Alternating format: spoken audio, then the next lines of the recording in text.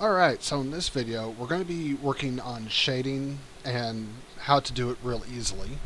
Now you could come here to a darker color and start shading in that way, black, but lower the opacity.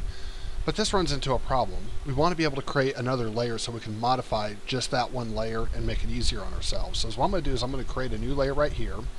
I'm going to crank black up all the way to 100%. And I'm just going to quickly do some black strokes, like so. Basically anywhere where there's one of these lines, that's where I am doing these black strokes. On the teeth, I'm just going to simply get right here on the edge.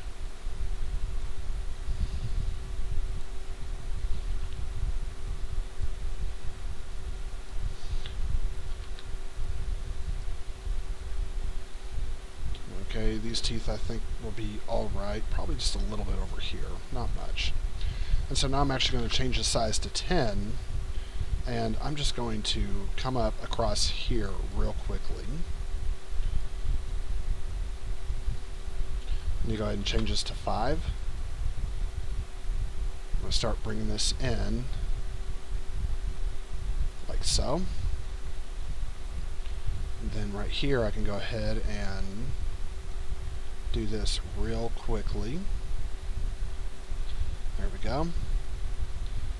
Then I can do the same thing for right over here, behind the eye, then underneath.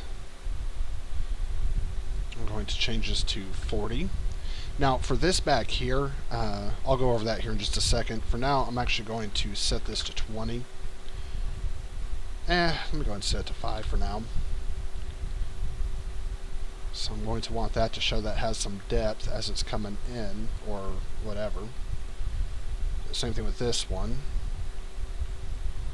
Probably should have done the same thing up there, but this is just a simple tutorial to show you, simple shadows and stuff like that. So once you have everything blacked out, we're just going to lower this down to about 50%. So now we want to know how to do this back part, because if light is coming in, let's just assume that the light is coming in this direction. Is what we want to do is we want to go ahead and turn off this black layer. I'm going to select everything in here. Now it's real important to note how thick these lines are. In this case I set this to 3 pixels. And so what I can do is I can go to select, grow selection, and just enter 2. So if you didn't see what I did, I clicked on this little wand tool, clicked on the orange, select, grow selection, enter 2, and that's it.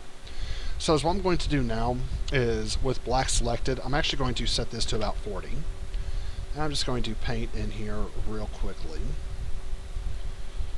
And so if we want other areas, or if you want softer shadows, you can always use this tool as well. I'm going to set this to 20. That is the wrong tool. I'm going to set this one to 20, this is your airbrush tool. I'm just going to try and follow this line as closely as I can. There we go. And so what I'm going to want to do now is I'm just going to want to probably paint some soft shadows around here, around the edge. Probably do something along the lines as well, or underneath the eyes, I mean.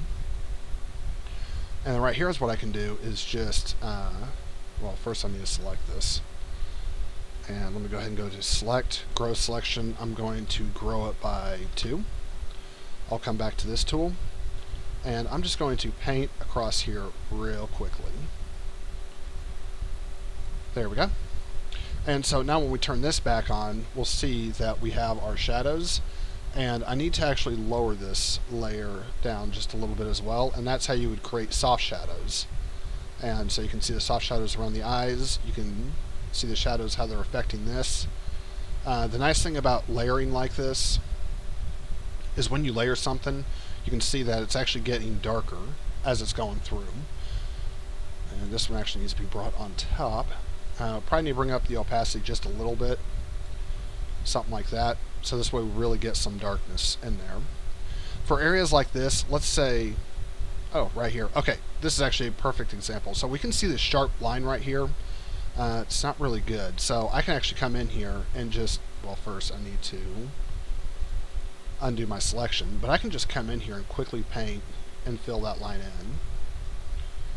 So that's one of the advantages of doing it with layers. But also, let's say we don't want this area right here to be affected by any of the shadows. So this is already set to 10, which is perfect. I'm just going to start erasing these shadows. So I'm going to go and set this to 5.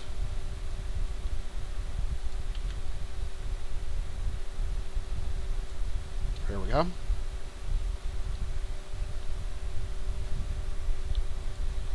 Yeah, I'm not really liking the way that's looking. So this is where I could come to this layer, start erasing. I can just do it that way since it wants to be difficult. For this right here, this is actually going to be a little bit difficult. I'm going to set the same size, so 20 on what we had earlier. And all I'm going to do is just try to find this middle section and go over this real quick. So we can see that we get that result. I could clean that up a little bit more. Not like that, Jimmy. There we go.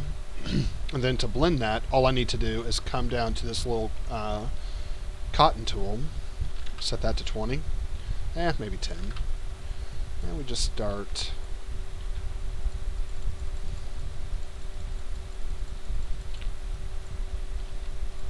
just blending very lightly.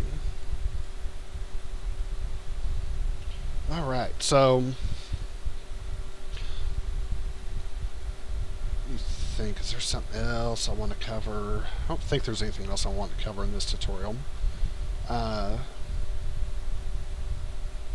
Actually, yeah, there is one more thing I want to cover.